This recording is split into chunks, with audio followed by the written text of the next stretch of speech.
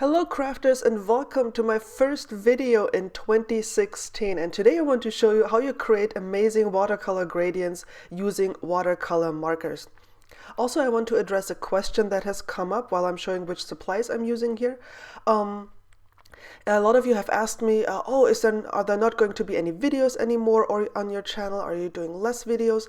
Yes, I'm doing less videos this year. I have some stuff that I need to take care of in the first half of this year in my real life. So I need to focus on that, but I will be providing videos for you. They will be more technique videos, more in-depth videos. So don't worry, you'll get videos. Don't worry about that.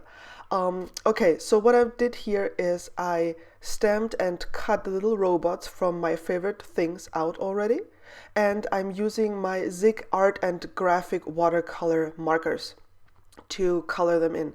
They are basically the same as your real color brush markers or distress markers. They're watercolor based, so they all work the same basically.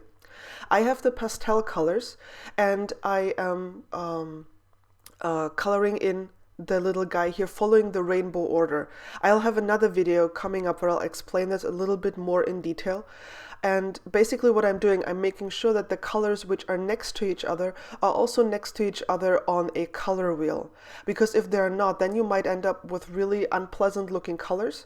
And if you make sure that the colors which you mix together work together well on the color wheel, then you get nice blends. Now, after this first layer of color had dried, you can see that it's still very soft because I only have the pastel Zig markers, the pastel Zig colors. So I'm using my Stabilo markers, you've seen me use them a lot last year, to simply add a little bit of more intense color. It actually blends out much better than what you see here in the video. It just couldn't get it to show right because of the contrast settings. But basically what it does is I'm simply intensifying the underlying color by adding a tiny little bit of the marker directly to the paper and then coming back with a wet brush immediately. That's why I'm working in sections, because I don't want this to dry. If this dries on the paper, then you will get lines where the marker is, and I don't want that. And you can see that it seeps a little bit out of the stamped lines. In the other video that I'll be showing you, you will see me use a masking fluid to prevent that, and it works. Only here it didn't work because I had already die cut it, so that would have been a little bit more tricky to do. And I did two robots, a boy robot and a girl robot, and I'll be sharing the girl robot on another project later on my blog. What I did here is I masked off a stripe on my card base, and I'm using the My Favorite Things Distress patterns, which are all linked in the video description below. All the supplies are linked, to create a background. I just needed something to contrast what I'm putting on top of this, because otherwise I felt that the card was too white. There was too much white space. It was too clean and simple for my taste.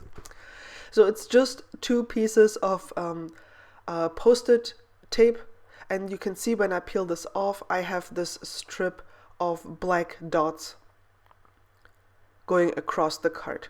It's not a lot, but it's just a little bit to add contrast, because otherwise, yeah, I don't know, it would have been too bland. And you can see here, these are the mini scalloped stitched circle dies, also by My Favorite Things, and I mounted the robot on top of it and used the 1 centimeter from the robot stamp set to wish somebody a very happy birthday. I'm not sure to whom I'll send the card, but I'll think of something. And I think it's really nice to see how well the black dots contrast with the rest of the card. It's a very strong contrast, so that works out really well. And of course, I couldn't resist adding some sequins to my card. You can use any sort of sequins you like. You cannot use sequins if you want to, but there is a new sequin mix by Pretty Pink Posh called Show Kindness to support the kindness campaign, and it has basically the exact same colors that I used on my robot, like greens and blues. And so that was absolutely perfect. I'm using my glossy accents with the fine tip applicator to squeeze just a little drop of glue out and attach the sequin. And as you can see, I'm working in groups of 3, trying to make them look random and going across the card just for some additional interest and sparkle. And here is the final card. Here you can see how nicely those black dots contrast against all the white pieces on the card and also the white scalloped circle that sits on top of it.